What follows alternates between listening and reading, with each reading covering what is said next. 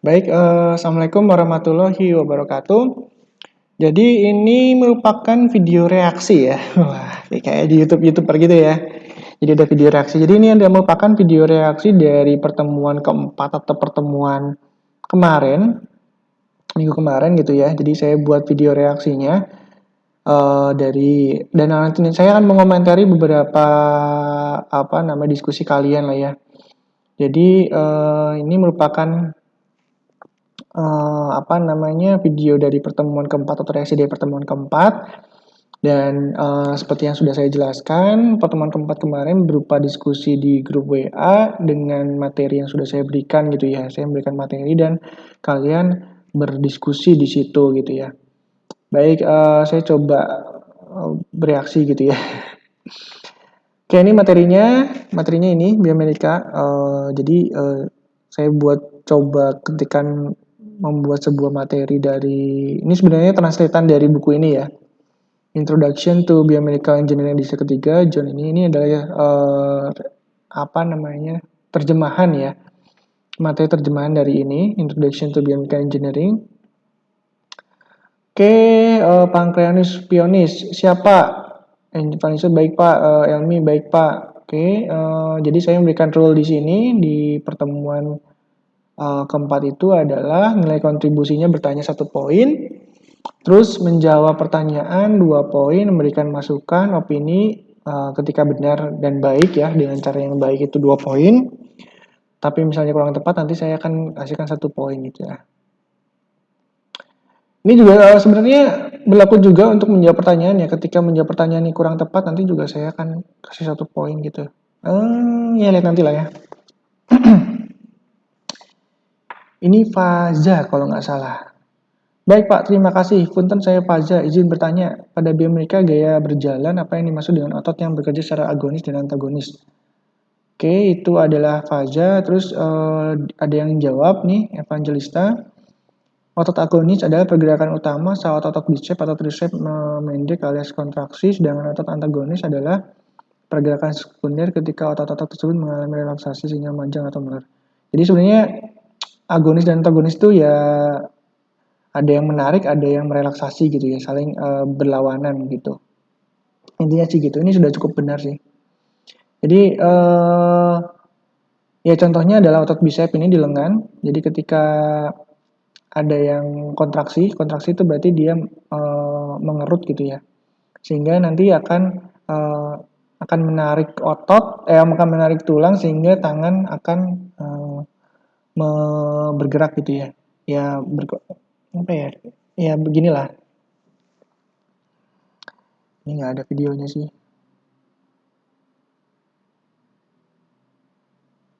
Oh ya ada. Nah, jadi ya begini. Itu. Oh, saya kecil banget ya perasaan. Oke, ini saya coba besarkan di sini ya.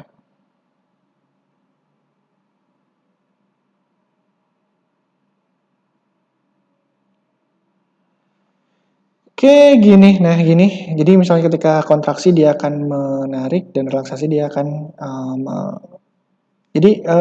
ketika dia ketika tangan seperti ini, otot yang ini kan dia relaksasi gitu ya, sedangkan otot tricepsnya dia berkontraksi gitu ya. Jadi saling berlawanan dengan otot bicep yang di sini, otot bicep dan bicep. Oke, gitu. Seperti itu kira-kira Mbak Faja. Oke, sebenarnya di sini saya tidak menjelaskan ya, tidak banyak menjelaskan. Kayaknya tidak ada hubungannya dengan oke. Ini sejarahnya saja sih. Sejarah perkembangan ilmu biomedis. Oke, kayaknya ada yang nanya juga ya, ada yang bertanya. Ini sini.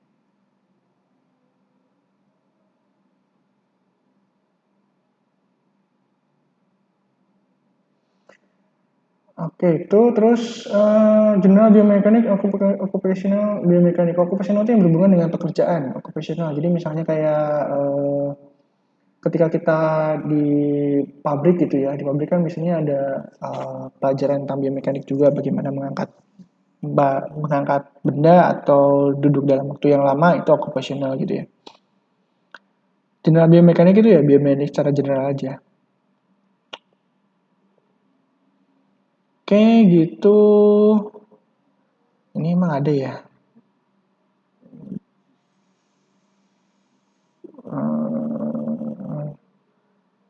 Oke, kita bahas dari atas mungkin ya, dari materinya.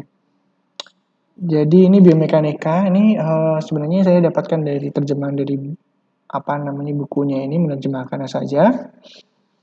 Terus ini kira-kira, tapi sebenarnya enggak, ini cuma hanya sampai mekanika dasar aja ya, pendahuluan dan mekanika dasar.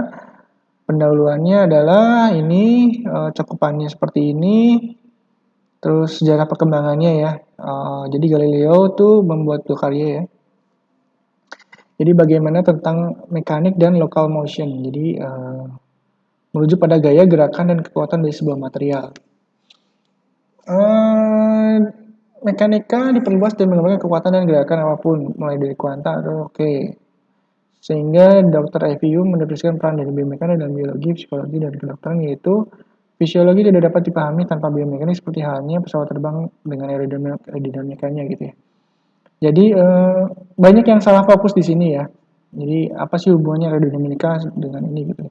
Ini hanya penggambaran aja ya, korelasi aja gitu ya. Kalau pesawat terbang kan ada ilmu aerodinamika ya. Aerodinamika itu bagaimana cara ilmu yang mempelajari dinamika pergerakan udara atau pergerakan udara gitu ya.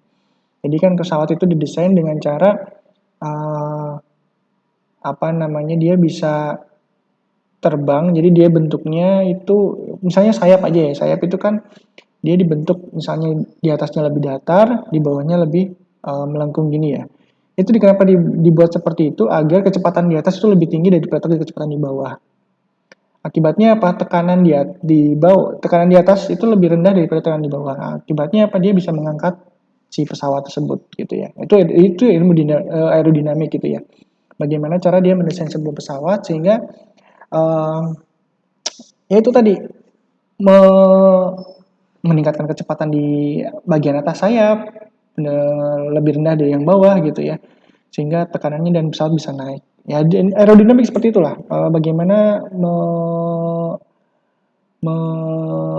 menghitung hambatan pesawat atau yang berhubungan dengan si pesawat itu gitu ya.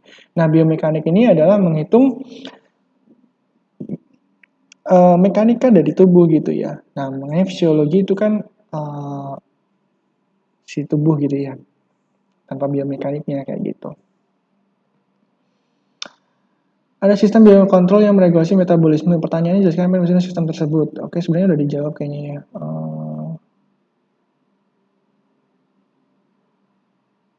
Coba mekanika diantaranya sistem biokontrol yang meregulasi. Pertanyaan jelaskan apa maksudnya sistem biokontrol. Ya sistem yang mengontrol biologi, Mbak. Jadi banyak. Jadi metabolisme juga kan dikontrol oleh oleh tubuh gitu ya. Oke.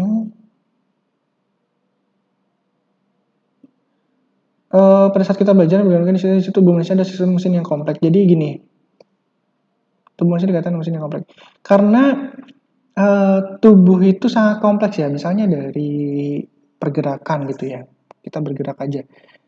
Jadi otak itu mengirim sinyal ketika kita mau bergerak ya. Sebenarnya kan kesannya simple ya. Kita gerak kan ya nggak kerasa aja, tapi itu ada sistemnya yang bergerak di situ. Jadi misalnya ketika kita menggerakkan otot, berarti kan otak mengirimkan sinyal terlebih dahulu ke otot gitu ya. Nanti otot tersebut akan berkontraksi, ototnya mengikat si tulangnya bergerak gitu ya. Bergeraknya di sendinya misalnya sendi tadi gitu ya. Jadi kan itu ada sistem yang kompleks di situ. Dan otot itu tidak bergerak kontraksi dan relaksasi itu kan membutuhkan energi ya. Jadi butuh energinya. Nah, energinya dari mana? Jadi dari perubahan ATP, ADP dan lain-lain gitu ya. Jadi sistemnya ya banyak. Dia ada ketika kita makan, terus makanannya diolah oleh tubuh menjadi sebuah energi, energinya disimpan di mitokondria di dalam otot atau di dalam tubuh. Nah, energi-energi tersebut yang akan menggerakkan otot dan tubuh gitu akhirnya seperti itu. Dan itu kan kompleks ya. Jadi sampai saat ini pun manusia belum bisa membuat sistem sekompleks tubuh manusia gitu ya. Jadi bagaimana mengubah makanan menjadi sebuah energi itu juga kan sebuah hal yang kompleks gitu ya. Manusia hanya bisa membakar mesin, misalnya contohnya mesin mobil, mesin motor gitu ya. Itu kan sistemnya sederhana kan, iya relatif sederhana dibandingkan tubuh manusia gitu. Misalnya bahan bakar kalau mesin ya, bahan bakar dibakar, terus pembakarannya itu kayak diledakkan gitu ya, diledakkan, dia akan menggerakkan piston akan menggerakkan roda gitu. Ya udah, that's it gitu. Tidak ada mekanisme penyimpanan energi, tidak ada mekanisme lebih kompleks seperti tubuh manusia gitu ya. Gitu. Jadi misalnya ketika kita berjalan aja gitu ya, ketika kita berjalan aja itu banyak hal yang bekerja di situ gitu. Misalnya otak memerintahkan otot kaki untuk berjalan gitu ya, untuk paha misalnya berjalan. Di situ banyak misalnya kayak kita sensor di kepala memastikan bahwa ketika kita berjalan kita akan seimbang gitu.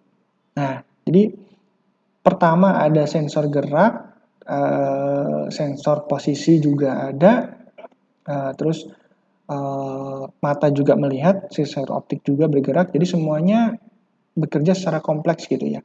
Udah itu juga energi di dalam otot atau di dalam tubuh terus memberikan energinya ke dalam otot di kaki biar bisa bergerak terus gitu ya.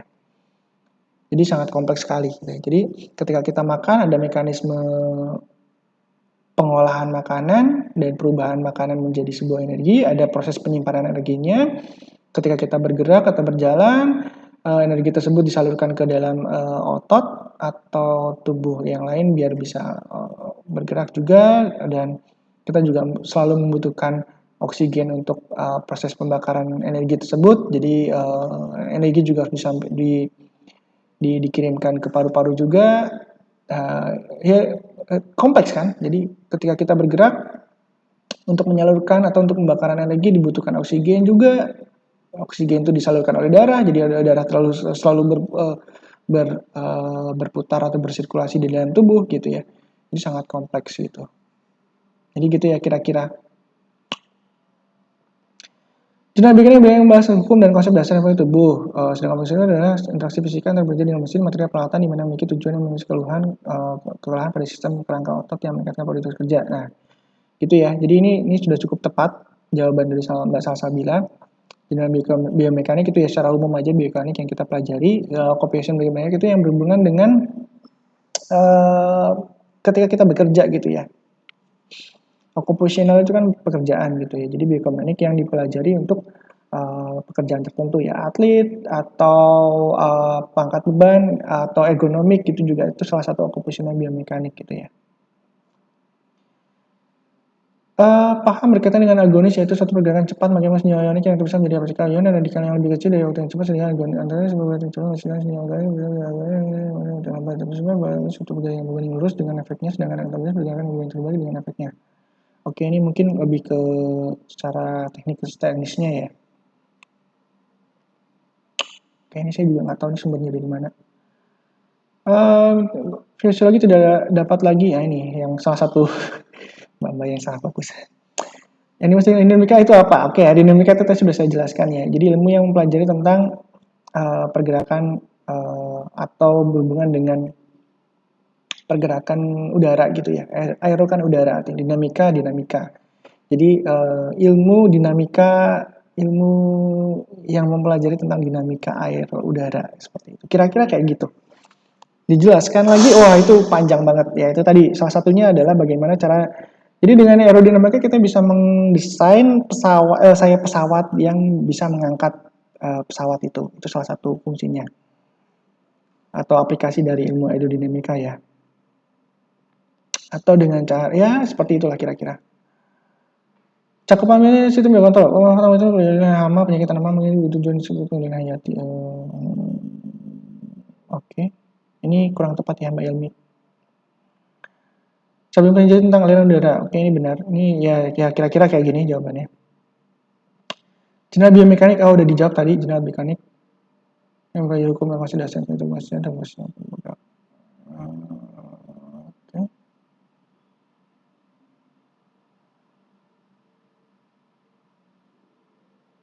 Oke, sebenarnya fokus di pertemuan keempat itu adalah vektor dan sistem gaya ya.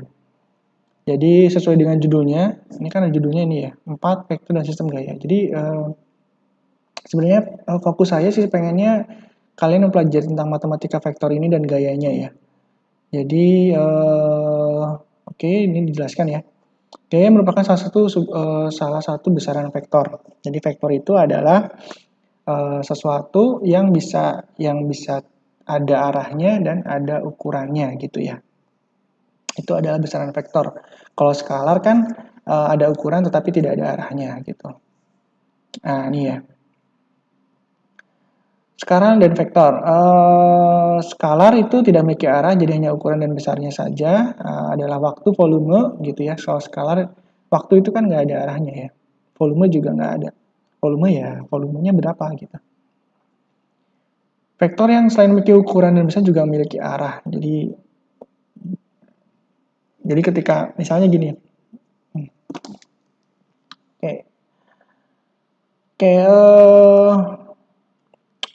misalnya gini, ketika berat badan ya, ini berat, ini ada batu. Batu ini kan memiliki massa nih. Berarti gayanya adalah F sama dengan M kali G. Massanya berapa? Kayak gaya gravitasi gitu ya, mg. Berarti misalnya ini beratnya 10, berarti 10 kali 9 berarti 90 Newton misalnya. Ya, 9,8 ya sebenarnya. Tapi nggak apa, 90 kilogram kali percepatan gravitasinya adalah 9,8 atau 10 ya. Kita 10 Newton aja. 10 meter per sekon kuadrat. Ya, jadi 90 Newton kira-kira. Nah, si benda ini memiliki gaya ke bawah, arahnya ke bawah sebesar 90 Newton. Gitu. Ini ke bawah ya. Nah, misalnya dia memiliki gaya ke samping gini, 90 Newton.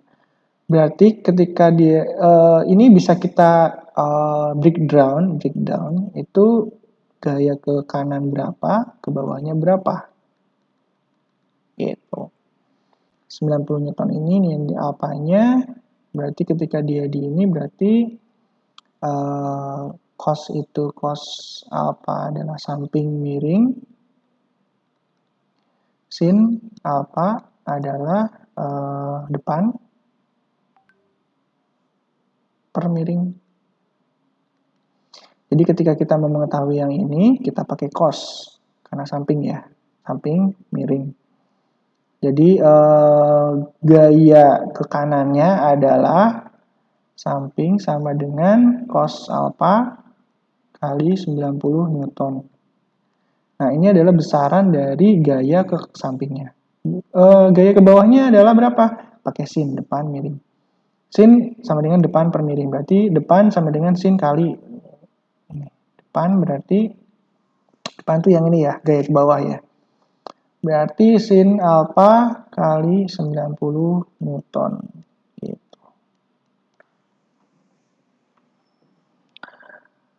Seperti itu kira-kira contoh perhitungan. Kenapa gaya itu merupakan besaran vektor ya? Karena dia memiliki arah dan besaran. Seperti itu. Nah, ini contoh-contohnya, besaran skala dan besaran vektor. Ada impuls, gaya, kecepatan, berat, kecepatan, perpindahan, momen, gaya, dan lain-lain. Nah, ini sebenarnya basic ya. Sebenarnya mungkin kalian juga sudah kalian pelajari di mata kuliah fisika, dari besaran-besaran seperti ini dan gaya. Kenapa kita pelajari ini? Karena kita nanti akan banyak bermain dengan gaya. Gaya. Misalnya ketika kita mendorong atau kita menerima beban, jadi kita misalnya tangan gitu ya. Tangan ini pura-puranya tangan gitu. Jelek banget. Dia menerima beban, dia memegang sebuah benda. Nah, benda ini akan memiliki berat ke bawah ya. Gayanya berarti ada gaya ke bawah. Ini tangan, ini orang, ini badannya, ini kakinya gitu ya. Ini tangan. Nah, si tangan ini akan menerima berapa sih? Nah, gayanya di sini. Nah, gaya di sini berarti di pundak itu dia akan menerima beban reaksi berapa sih ke atasnya. Seperti itu. Jadi kenapa kita akan berhubungan dengan biomekanika? Karena kita akan banyak ngomongin gaya di sini. Nah, ini yang saya tadi sebutkan ketika ada gaya F ke atas, ke samping kanan atas gini ya. Si gaya ini tuh terdiri dari gaya ke atas ini, FY ini, dan FX. Ya, tadi itu yang sin cos tadi itu. Nah, atau misalnya dibentuk dalam sebuah metrik, itu bentuknya seperti ini ya, FXI tambah FJY gitu ya. Jadi misalnya gaya itu memiliki 20X 40J, maka gaya besarnya adalah akar dari gaya kuadrat Fx kuadrat tambah Fy kuadrat. Gitu. Arctan atau tan depan samping ya di saat tuh. Jadi tangan alfa itu depan per samping.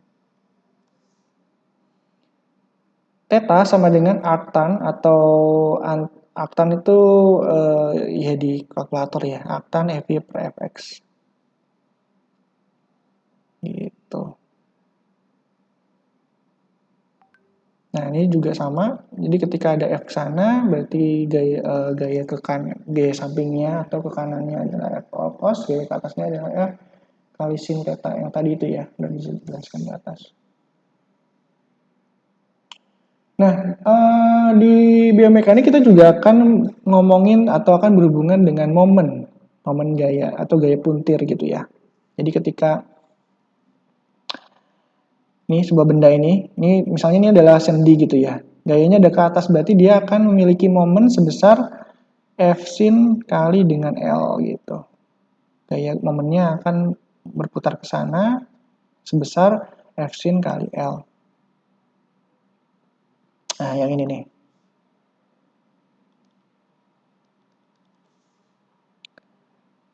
Nah, di gaya juga di pergayaan gitu ya. Itu ada namanya hukum kekalan Newton. Hukum kekalan Newton. Jadi pada saat kondisi keseimbangan statis, artinya benda itu tidak bergerak ya. Jadi misalnya ada orang megang barang,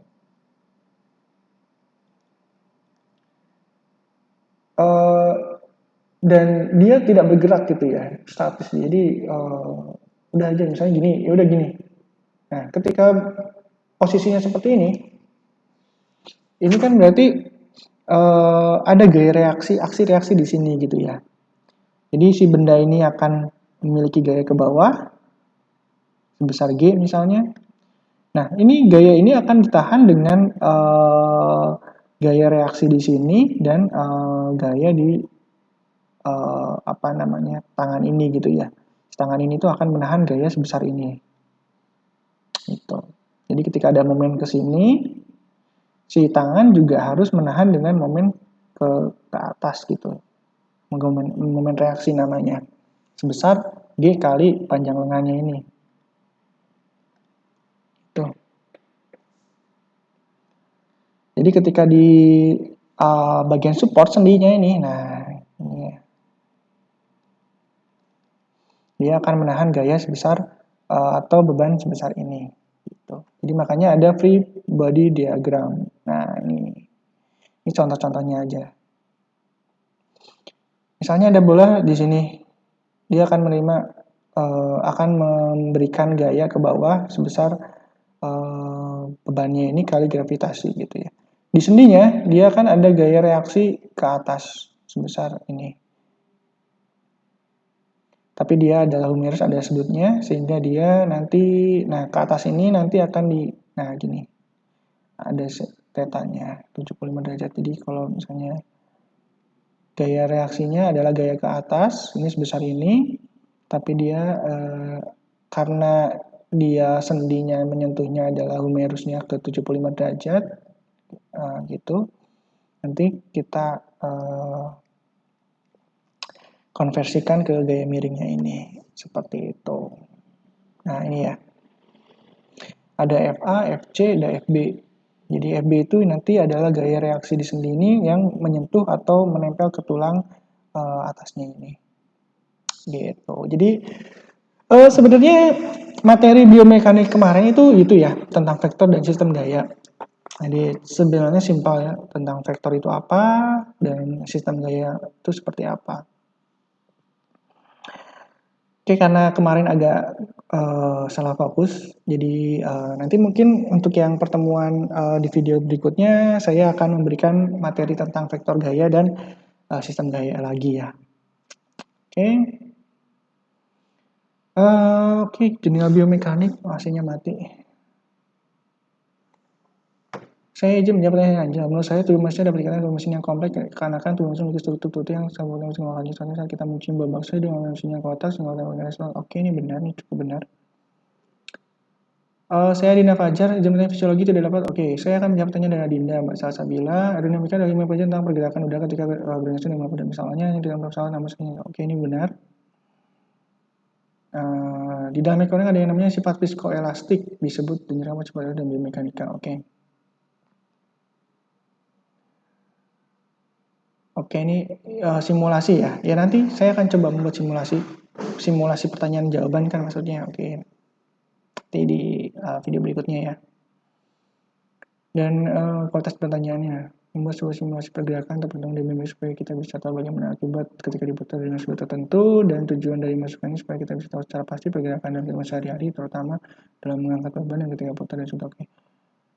Oke, jadi biomekanik itu ada dinamik, ada ketika benda statis, ada ketika benda bergerak atau kinematik ya.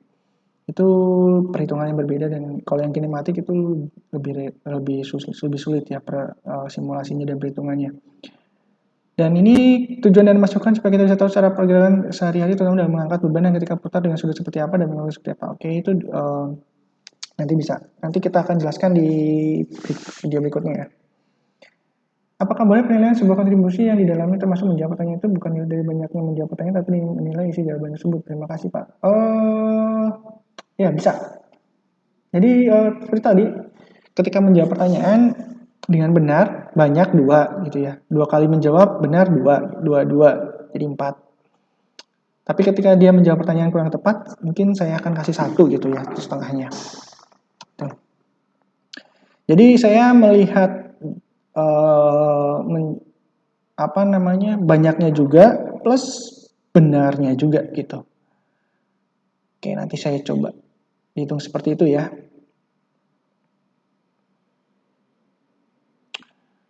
Oke, mana tadi? Oke, namanya sifat viskoelastik. Oke, nanti mungkin kalau itu beda lagi ya. Itu akan dijelaskan mungkin ada yang menjawab atau nanti kan kita jelaskan lebih lanjut di pertemuan berikutnya ya.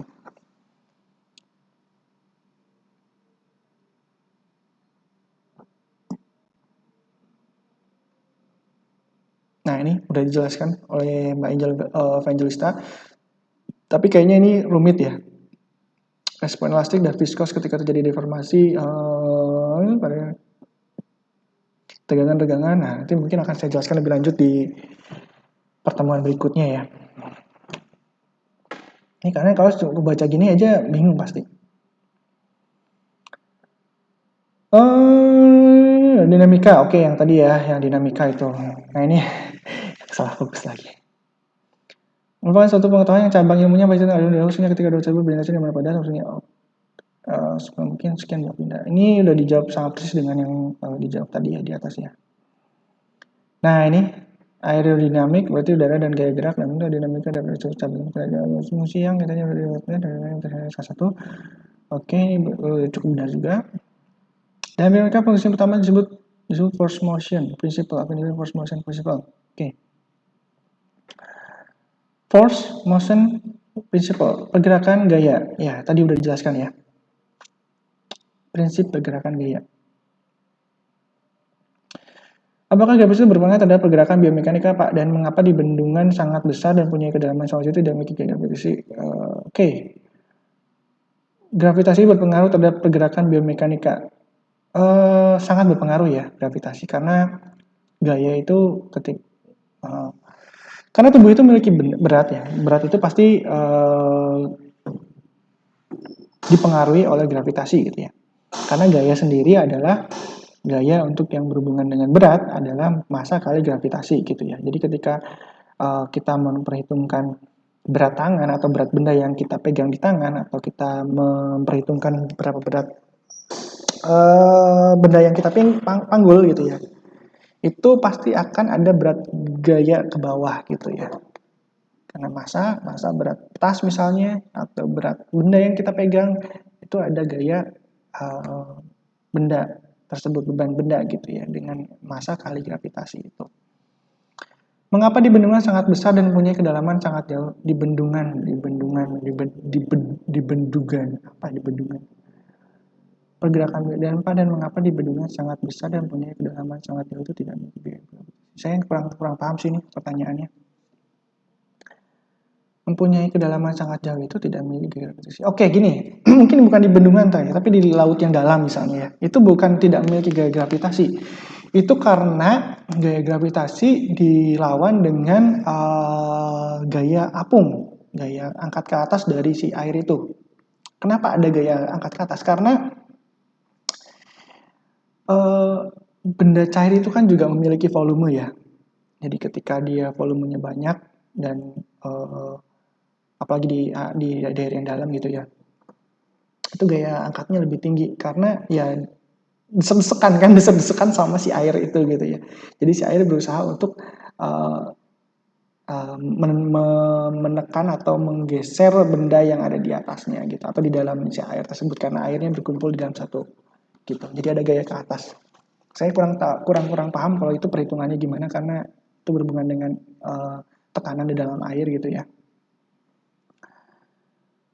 Tidak memiliki gaya, bukan tidak memiliki, tapi ya itu ditahan atau dilawan si gaya gravitasi tersebut. Kan gaya gravitasi ada arahnya ke bawah. Nah, gaya tekanan gaya apung apa ya yang berhubungan dengan itu menahan atau mengcounter si gaya gravitasi tersebut gitu. Jadi misalnya ada tubuh manusia nih. Tubuh manusia kan paling berapa, 60 kilo ya, 60 km kali 10, berarti sekitar ada 600 Newton gitu ya. Dia mempunyai gaya ke bawah sebesar 600 Newton. Tapi gaya tekan ke atasnya dari si air dalam kedalaman tertentu itu memiliki misalnya 650. Nah, ada gaya ke atas 650, gaya ke bawah sebesar 600, sehingga dia memiliki dorongan ke atas sebesar 10 Newton gitu. Jadi bukan tidak memiliki gaya gravitasi, tapi gaya gravitasinya dikantor oleh gaya tekanan tadi itu. Oke, prinsip Indonesia, force motion, prinsip gerak gaya. Jadi gerak gaya, ya udah ini benar.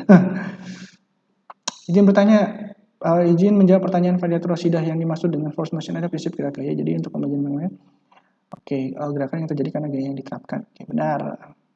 Mbak Ade, Maulida, prinsip utama force motion gerak gaya. Oke, ini juga sama. Force motion simpel adalah prinsip gerak gaya untuk modifikasi gerakan motion dengan mengubah penerapan kekuatan prinsip gaya gerakan menyatakan bahwa oke, ya itu ya. Jadi force motion principle, prinsip gerak gaya gerak. Ya tadi itu, ketika benda bergerak karena ada gaya di situ. Ya tadi itu, ada pribadi diagram, ada gaya itu seperti apa, gaya itu ada ke bawah dan lain-lain. Nah itu ya. Range of motion adalah salah satu dari range of motion itu adalah apa ya? Range itu batas gerakan. Jadi misalnya range of motion-nya tangan kan gini, gini, gini, gini, gini ya. Terus misalnya sendinya kan sendi ini kan hanya bisa gini aja ya. Jadi dia nggak bisa gini ke bawah gitu. Ya, nggak bisa ke bawah lagi. Nah, range motionnya kan berarti sampai sini aja. Nah, itu yang namanya range motion. Range motion atau apa ya? Range itu batasan gerakan kali ya. Jadi misalnya kepala gitu ya, range motionnya kan dari kiri gini, nggak bisa sampai 360 derajat, tapi hanya bisa 180 kira-kira. Ya, range motion dari leher adalah 180 derajat, nggak 360, tidak bisa ke belakang gitu ya. Nah, itu ada range motion. Contohnya yaitu,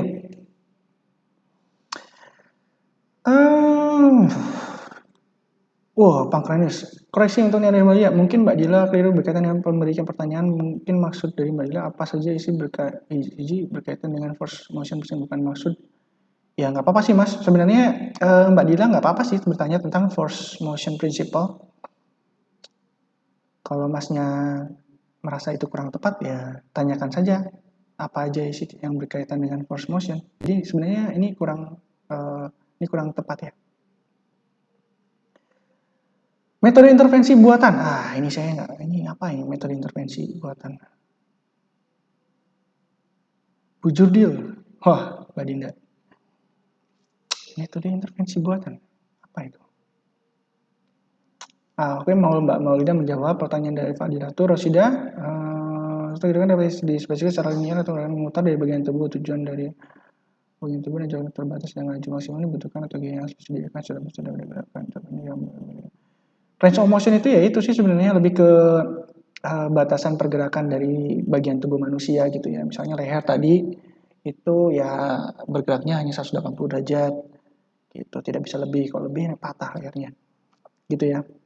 Saya sendi gini ya hanya sampai 180 derajat, tidak bisa 360, tidak bisa melengkung lagi gitu ya. Pundak range motionnya ya sampai sini nggak bisa, bisa ya tapi tidak bisa berputar secara penuh gitu ya, tapi ada batasan dari sininya, ada batasan ini nggak bisa berputar banget. Oke. Jawab pertanyaan Nadina Fajar. Bujur Din, terima kasih Mbak Maul. Oke. Mau menjawab pertanyaan dari Mbak Dinda, Mbak pertanyaan umum silakan supaya buat pernyataan siapa supaya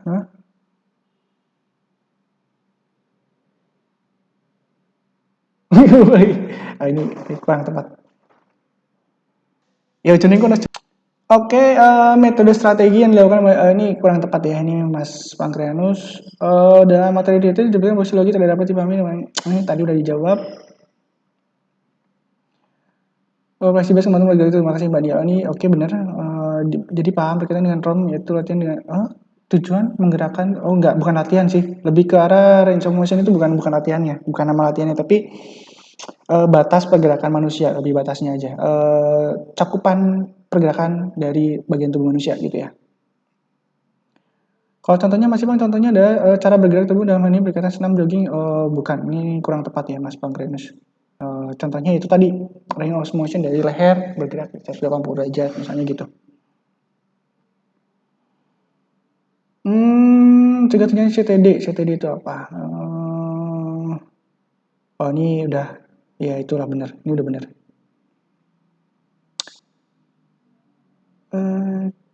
Yes, kayaknya sudah betul itu. Sebenarnya sifat bahan material yang interaksi dapat betul melakukan cakupan dan dinamika. Pertanyaan bagaimana implan gigi berinteraksi sebagai pengganti gigi yang rusak? Ya, berinteraksi. Ya, implan gigi digantikan ke gigi yang rusak. Interaksinya ya materialnya terhadap tulang, interaksinya. Terus bagaimana si gigi tersebut bekerja ketika mengunyah. Ya, ini juga sudah dijawab secara jelas oleh Mbak Lani. Rancangan sistem kerja ini juga sudah cukup jelas dijawab oleh teman-teman.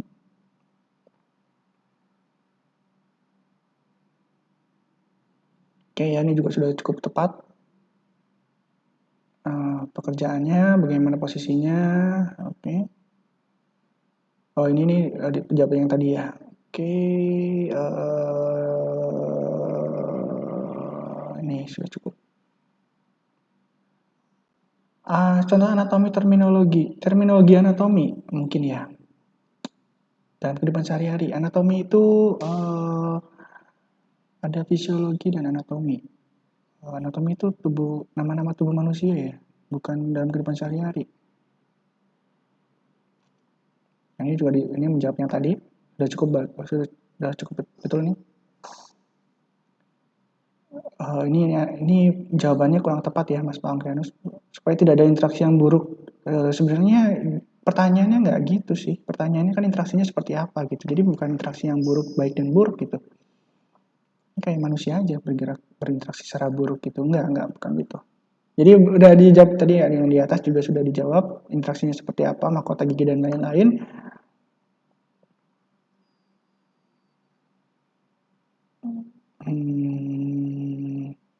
Karena setiap orang punya tipe supaya implan gigi bisa, bukan setiap orang punya tipenya, tapi implan giginya yang menyesuaikan dengan manusianya sih sebenarnya. Jadi misalnya implan gigi itu tidak harus biokompatibel, tadi udah dijelaskan, dia harus kuat juga karena dia menggantikan gigi yang berfungsi sebagai penghancur makanan gitu ya. Jadi bukan manusianya yang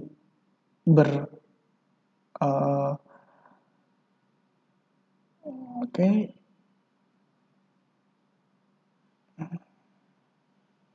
Ya, ini terminologi anatomi. Oke, ini sudah dijawab ya oleh Mbak Lita.